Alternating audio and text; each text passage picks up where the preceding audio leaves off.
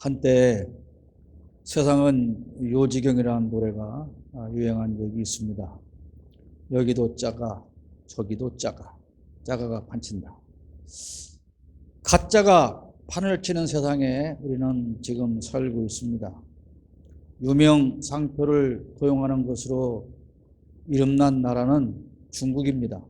특히 대한민국의 유명 상표는 중국에서 모두 다 유사품으로 만들어서 세계 각국으로, 특히 동남아 지역으로 수출한다고 합니다. 우리나라의 상품이 그만큼 세계적으로 인정받는다는 방증이지만 결과적으로 우리 기업에 엄청난 피해를 주는 행위입니다. 그런데 가짜는 오히려 진짜보다 더 진짜처럼 보이려고 사람의 눈을 늘 속입니다. 물건만 가짜가 있는 것은 아닙니다. 대통령 부인은 가짜 학위와 가짜 경력으로 자신을 돋보이려 했다고 기자회견을 열고 자백한 적이 있습니다. 겉은 진짜처럼 보이지만 속이 겉과 다르다면 그 모든 것은 다 가짜라고 할 수밖에 없습니다.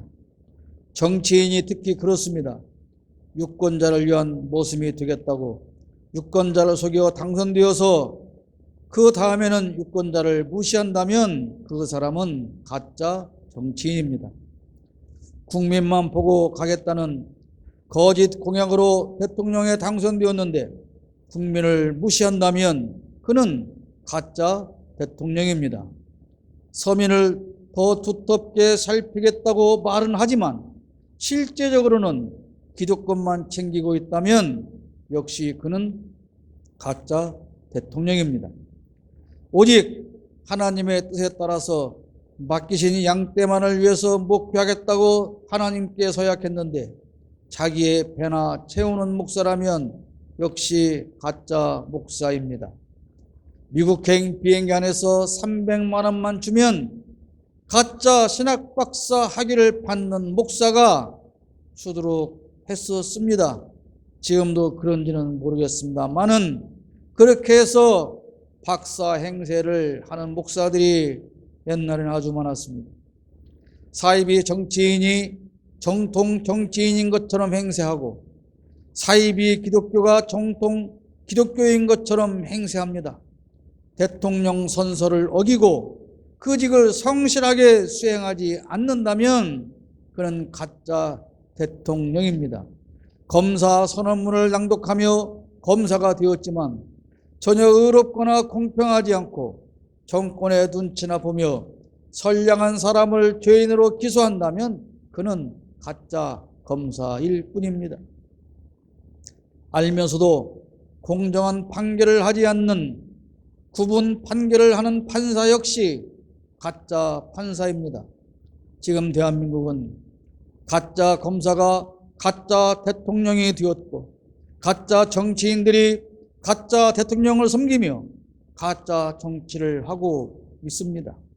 거기에 더해서 가짜 목사들과 가짜 기독교인들이 가짜 대통령을 위해서 빨아대고 핥아대면서 진짜 목사와 진짜 기독교인들을 비난하고 있습니다. 가짜 언론이 진짜 언론을 비난하며 가짜 정부에서 더러운 이득을 챙기고 있습니다. 어디를 봐도 진짜를 찾아보기 힘든 세상에서 우리는 지금 살고 있습니다. 하나님께 예배하는 것이 그리스도인의 생명이라고 주장하는 사람들이 예배당에 모여서 하나님과 상관없는 가짜 예배를 합니다. 가짜 목사가 성경과 상관없는 가짜 설교를 합니다.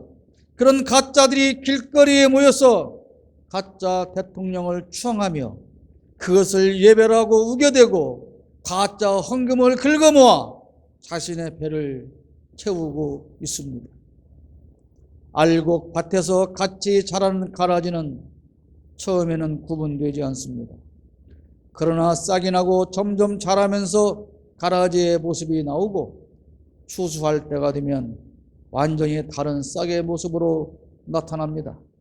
그래서 26절에 이렇게 말씀합니다. 싹이 나고 결실할 때에 가라지도 보인다고 합니다. 조밭에 함께 자라는 가라지는 강아지 풀입니다. 벼와 함께 논에서 자라는 가라지는 피입니다. 가라지의 어렸을 때 모습은 알곡과 너무 비슷하지만 다 자라고 나면 곡식에 비해 더 크고 억세고 생명력이 강해서 뽑아도 다시금 살아나는 근성을 지니고 있습니다. 그러나 곡식은 거름 주고 김을 메고 물 주고 돌봐주지 않으면 죽거나 병들거나 수확량이 줄어들게 됩니다. 가라지는 사람의 손이 안 가도 잘 자라지만 곡식은 주인의 손으로 보살펴야만 잘 자랄 수 있습니다. 알곡은 하나님의 돌보심을 받아 충실하게 결실할 수 있습니다. 처음 신앙생활을 시작할 때는 아주 순수해 보였던 성도가 시간이 흘러서 집사가 되고 장로가 되어 교회 중택을 맡게 되면 사람이 달라지는 경우를 우리는 신앙의 경험을 통해서 많이 보아왔습니다. 이런 사람들은 사사건건 반대하고 모든 일에 시비를 겁니다. 뒤에서 비난하고 자기의 편을 끌어모아 세를 과시하며 여론을 호도하고 자기의 이익을 챙기려고 합니다. 가라지 교인입니다. 순수했던 정치인이 자라나면서 가라지가 되고 순수했던 목회자가 성장하면서 가라지의 모습을 보이게 됩니다. 아직 크게 자라지 않았을 때는 알곡에 큰 피해를 주지 않습니다. 그러나 가라지가 점점 자라나면서 알곡에 피해를 줍니다. 키가 더 커서 햇빛을 가로막고 몸집도 더 커서 많은 양분을 빼앗아 버립니다. 그러나 처음에는 알곡이었다가 나중에 가라지로 변하는 것은 아닙니다. 처음부터 알곡은 알곡이고 처음부터 가라지는 가라지입니다. 그러니까 사람이 왜 초심을 버리고 저렇게 잘못됐지? 라고 하는 말은 성립되지 않습니다. 그 사람은 원래부터 그런 가라지였는데 성장하고 경력을 키워가면서 점점 본래 가라지의 모습을 나타내는 것 뿐입니다. 개척교회 목사 때는 그러지 않더니 대형교회 목사가 되니 변한 것이 아닙니다. 그는 원래부터 가라지의 유전자를 가지고 있었던 목사였기에 자라나면서 그 모습을 점점 더 진하게 나타내 보이는 것 뿐입니다. 장로 되더니 변한 것이 아닙니다. 원래 가라지였기에 그러는 것입니다. 정치인이 초심을 버린 것도 아닙니다. 본래부터 정치하면 그렇게 할 수밖에 없는 유전자를 가진 사람이었기 때문에 그렇게 정치를 하는 것뿐입니다. 조가 자라면서 강아지 풀이 될 수 없고 벽시가 자라면서 피가 될 수 없습니다. 선량했던 가룟 유다가 나중에 변절한 것이 아니고 그는 원래부터 마귀의 자녀였기에 예수를 팔아먹은 것입니다. 요한복음 6장 64절에 이는 예수께서 믿지 아니하는 자들이 누구며 자기를 팔 자가 누구인지 처음부터 아셨다고 말씀하고 있습니다. 윤석열이라는 사람이 이런 독재 아나무인 대통령이 된 것은 원래부터 그는 그런 사람이었기 때문에 그런 것입니다. 그는 원래부터 가라지였는데 전 정부와 국민의 절반을 속여 알곡으로 착각하도록 위장하고 연기를 해왔던 것입니다. 철저하게 알곡의 모습으로 위장하고 국민을 속여왔던 것입니다. 그러나 결국은 알곡과 분리될 것이고 가라지로서의 말로를 겪게 될 것입니다. 악인은 더 의로운 척하고 불의를 일삼는 자들이 더 의로운 척합니다. 그래서 가라지를 구분해내는 것처럼 악인을 구분해내는 것은 매우 어려운 일입니다. 그러나 결국 가라지는 가라지일 뿐입니다. 국민을 위해 내놓는 정책이 이렇게 신통방통할 수가 없지 않습니까? 전기료나 가스비가 너무 올라서 비싸다고 하니까 아껴서 쓰면 되지. 소고기 값이 하락해서 농민이 힘들다고 하니까 그러면 소 새끼를 송아지를 조금만 낳으면 될 거 아니야. 그래서 암소의 숫자를 14만도 줄이고 소고기가 남으면 외국에 수출하라고 합니다. 자살률을 낮추기 위해서 번개탄을 만들거나 팔지 말라고 합니다. 농사지은 쌀을 정부에서 사달라고 했더니 생산량이 많은 신동진 쌀은 재배하지 말라고 합니다. 그러면 암소의 숫자를 줄이면 낙농가가 부자가 됩니까? 소고기를 외국에 수출하면 국민들은 값싼 소고기를 이제 맘 놓고 먹을 수 있는 겁니까? 번개탄을 만들지 않고 팔지 않으면 대한민국에서 자살하는 사람은 이제 없어지는 겁니까? 생산량이 많아진 신동진표를 재배하지 않으면 농민들은 이제 배 터지게 부자가 될 수 있다, 그런 말입니까? 도대체 정신 노경이 빠지지 않은 사람이라면 이런 것을 국민을 위한 정책이라고 내놓고 기레기 늘은 그것을 받아 써서 국민들 앞에 나르게 바쁜 도대체 이 나라는 어디로 가고 있단 말입니까? 다 자란 가라지는 알곡과 선명하게 구분됩니다. 그래서 대통령이 점점 더 가짜라는 것을 나타내 보여주고 있지 않습니까? 그래서 추수 때가 되면 농부는 가라지부터 뿌리채 먼저 뽑아서 불태워 버립니다. 불태우지 않고 놔두면 그 씨앗이 살아남아서 다음에 농사 때 또 피해를 주기 때문입니다. 그렇지만 알곡은 거둬서 창고에 들어갑니다. 이 말씀은 본래부터 알곡이었던 성도만 천국에 들어간다, 그런 뜻입니다. 가라지가 변해서 알곡으로 변해서 천국에 갈 수 있다는 말이 아닙니다. 하나님의 백성과 아닌 백성은 처음부터 구분되어 있었다는 말입니다. 시편 2편 7절에 여호와께서 내게 이르시되 너는 내 아들이라 오늘 내가 너를 낳았다라고 말씀합니다. 하나님은 알곡을 처음부터 낳은 것이지 가라지를 낳아놓고 그 가라지를 알곡으로 만들어 가는 분이 아니다, 그런 말입니다. 하나님께서 친히 선택하시고 낳으신 사람만 알곡 성도입니다. 그러므로 여러분은 알곡 성도인 걸 믿으시기 바랍니다. 우리는 알곡답게 살아야 합니다. 알곡답게 사는 것은 가라지를 제거하는 일입니다. 가라지는 하나님께서 그냥 두시지 않습니다. 시편 2편 9절에 네가 철장으로 그들을 깨뜨리며 질그릇같이 부수리라 라고 말씀하고 있습니다. 가짜들은, 가라지는 우리가, 알곡인 내가 뽑아 버려야 합니다. 여러분, 가라지는 뽑아서 버리는 것이지 그것을 곡식으로 만드는 것이 아니란 말씀입니다. 하나님이 함께 하시기 때문에 우리는 가라지를 뽑아 버릴 수 있습니다. 하나님은 하늘에서 불벼락을 내려 저 가라지를 직접 깨뜨리지 않습니다.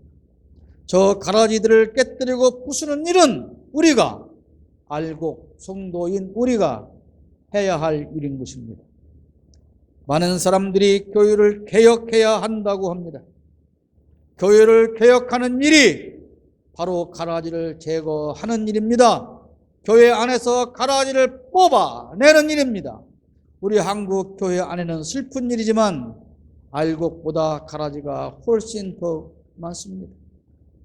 가라지 목사가 자기 자식에게 교회를 사습해 줍니다.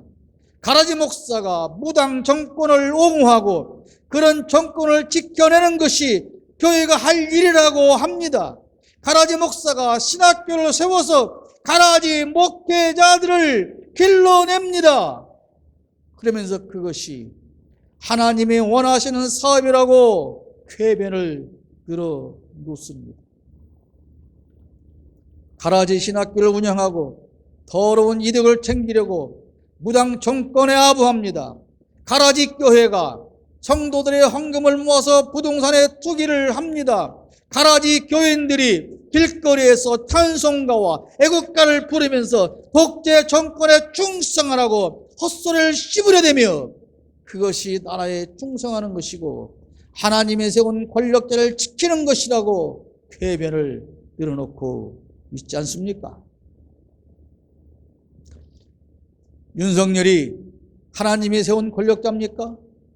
그러면 김정은도 하나님이 세운 권력자입니까? 그렇다면 다 하나님이 세운 권력자인데 왜 윤석열은 지키고 김정은은 타도해야 할 대상입니까? 일본 왕이 하나님이 세우신 권력자라서 우리나라를 침탈하고 합병하고 강점해서 수많은 신앙의 선배들을 죽였습니까? 그럼 그들은, 순교자들은 하나님이 세운 권력자에게 항거하다가 순교당한 것입니까? 도대체가 이치에도 안 맞고 논리로도 설명이 되지 않습니다.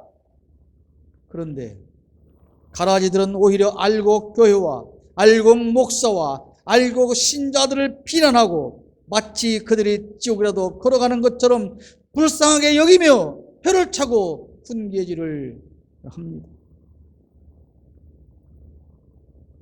독재 정권을 비판하고 비난하는 말과 행동을 하는 목사들을 향해서 먼저 신자가 되어야 하지 않느냐고, 목사가 돼가지고 그렇게 해서 천국이나 가겠냐고 가짜는 훈계질을 한 가라지들이 가득 차 있다, 그런 말입니다.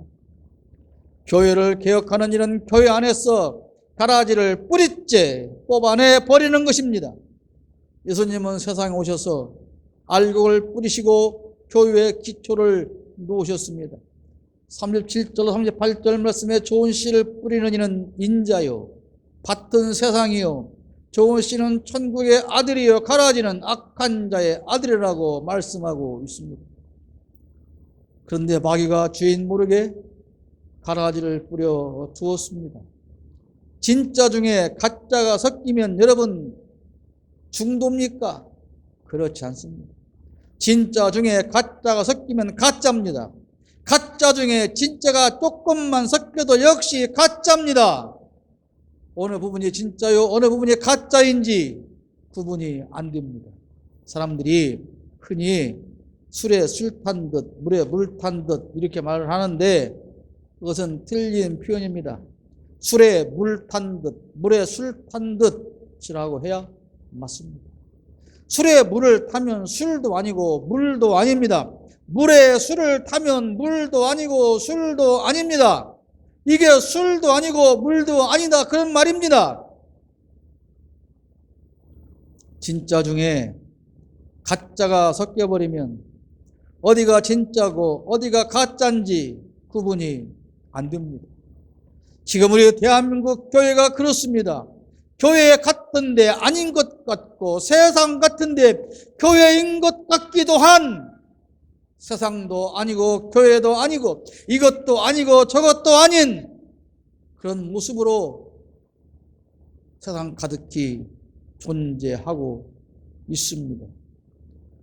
벼 같은데 피 같기도 하고 피 같은데 벼 같기도 한 것들이 논바닥에 가득 자라고 있다, 그런 말씀입니다. 세상이라는 밭에서 알곡과 가라지가 함께 자랍니다. 알곡 밭이 따로 있고 가라지 밭이 따로 있는 것이 아니라 알곡과 가라지가 한 밭에서 한 논에서 같이 자라고 있다, 그런 말씀입니다. 범위를 좁히면 교회라고 하는 밭에서 알곡 신자와 가라지 신자가 함께 자라고 있다, 그런 말입니다. 교회 안에는 알곡 신자만 있어야 하는데 가라지 신자가 더 많이 자라나고 있습니다. 그러니 교회라고 하는 곳이 곡식밭이 아닌 가라지밭이 되고 말았기에 사람들이 쑥덕대고 수군댑니다. 여러분이 어느 논 한 필지에 벼를 심었는데 나중에 보니까 벼는 보이지 않고 피와 잡초만 가득하게 보인다면 지나가는 옆에 농사 짓는 사람들이 뭐라 하겠습니까? 손가락질하며 수근수근하며 도대체 저 사람은 농사 짓는다던 것이 도대체 벼농사를 지은 거야? 피농사를 지은 거야? 그렇게 비판하지 않겠습니까? 교회 안에 가라지가 더 많이 자라고 있기 때문에 세상 사람들이 가라지밭이 되어버린 교회를 비판하는 것입니다. 교회라고 하는 밭에 씨를 뿌리는 자는 목회자입니다. 그렇다면 교회 안에서 자라는 알곡을 목회자는 잘 키워야 하지 않겠습니까?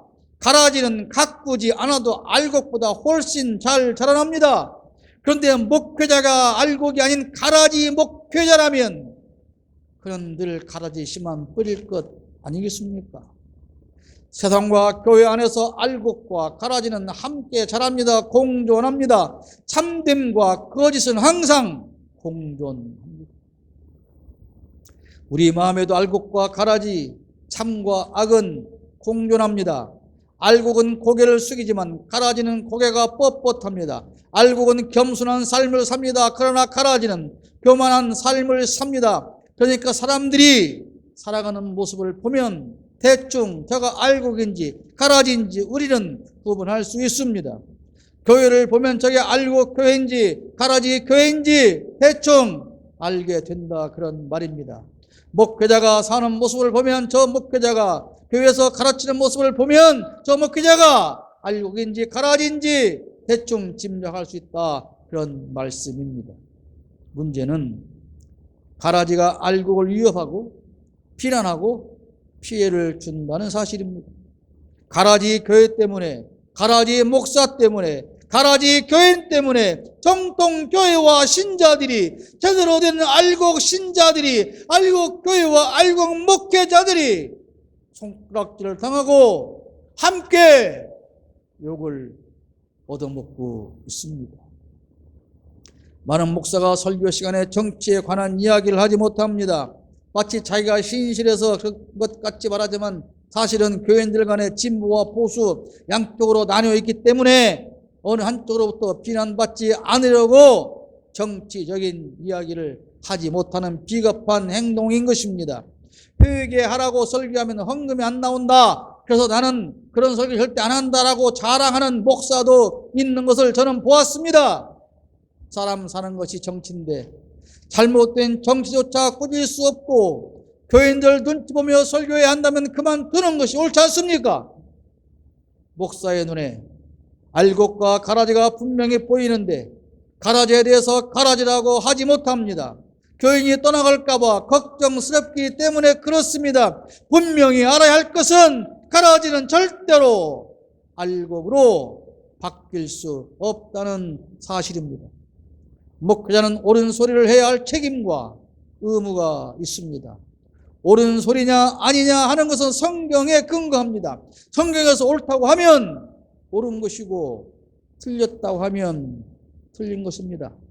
교인들이 옳다 하면 옳은 것이고 교인들이 틀렸다면 틀린 것이 아니라 하나님께서 성경에 기록하실 때 옳다고 하셨으면 옳은 것이고 틀렸다고 했으면 틀린 것이라고 생각하고 그렇게 설교해야 옳은 건 아니냐, 그런 말씀입니다.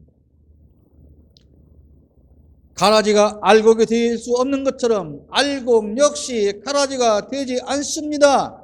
저 사람이 옛날에는 성실한 성도였는데 오늘 보니까 가라지로 바뀐 것 같아, 그렇게 말하는 경우가 있습니다. 그러나 알곡은 절대로 가라지로 될 수 없습니다. 다만 쭉정이가 될 수 있다는 사실입니다. 알곡이 가라지로 바뀔 수는 없으나 알곡이 쭉정이로 될 수는 얼마든지 있습니다. 누가복음 3장 11절에 손에 키를 들고 자기의 타작마당을 정하게 하사 알곡은 모아 곡간에 들이고 쭉정이는 꺼지지 않는 불에 태우겠다고 말씀하고 있습니다. 알곡과 쭉정이는 바람에 날려보면 구분이 됩니다. 그래서 환란의 바람이 불면 알곡 신자와 쭉정이 신자는 정확히 구분됩니다. 책망의 말씀을 들을 때도 알곡 신자는 저 말씀은 내게 하는 말씀이구나 그렇게 생각하고 회개하고 더 헌신하지만 쭉정이 신자는 불만을 품고 나를 까는 설교야 그렇게 말하고 변명을 하고 자신을 합리화시킵니다.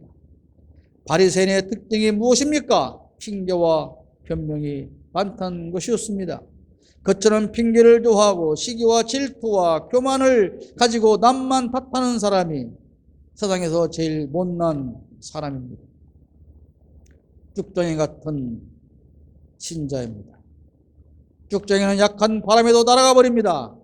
알맹이가 없어 가볍기 때문입니다. 교회는 평생 다녔는데 신앙인으로서의 무게가 전혀 없습니다. 바람이 부는 대로 휩쓸려 다닙니다. 누가 교회에 대하여 목사에 대하여 불평을 늘어놓으면 금세 그들과 합류해 버립니다. 옳고 그름을 분간하지 못하고 시류에 따르고 다수의 여론에 휘둘려 다닙니다. 정체성도 소신도 없이 그저 평생 교회를 쇼핑하듯 그렇게 도대체 몇 번째 교회를 옮겼는지 셀 수도 없이 많이 옮겨 다닙니다.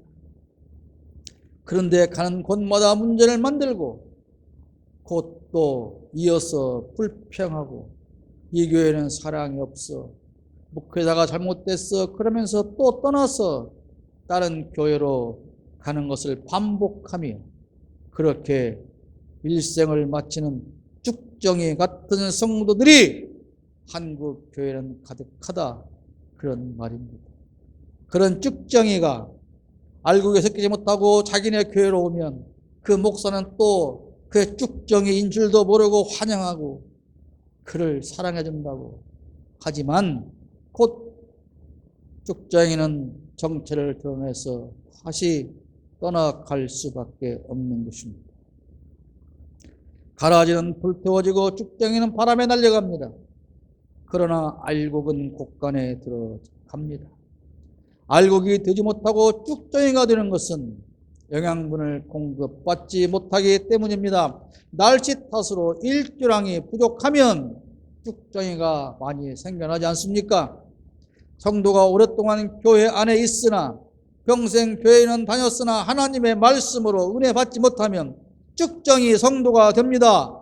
농부의 손길은 다 같이 받지만 어느 것은 알곡이 되고 어느 것은 쭉정이가 되지 않습니까? 같은 시간 동안 같은 농부의 관리를 받지만 쭉정이가 된다면 아무짝에도 쓸모없는 존재가 되고 말 것입니다. 바람에 날아가 흔적조차 없이 사라지고 말 것입니다. 지금 대한민국 교회 안에는 알곡과 가라지 그리고 쭉정이 중 어떤 성도의 비중이 제일로 클까요?